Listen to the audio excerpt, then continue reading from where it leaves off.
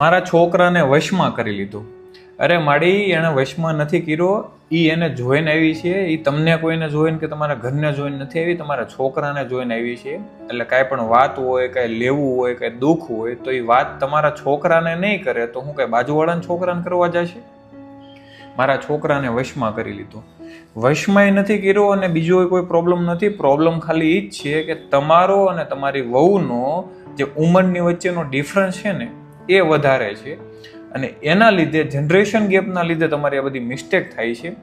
સાસુ હોય, સસરા હોય, એ બધાને જ્યારે પ્રોબ્લેમ થાય ને તો પ્રોબ્લેમ આ છે જાજો કે ઉંમરનો ગેપ અને સમજણનો ગેપ. બાકી છોકરાને વશમાં કરી લીધો ઘણા ઘરમાં હોય છે, નો ડાઉટ્સ, બટ બધે જ આવું નથી હોતો. ઘણી જગ્યાએ સમજણમાં ફેર હોય છે.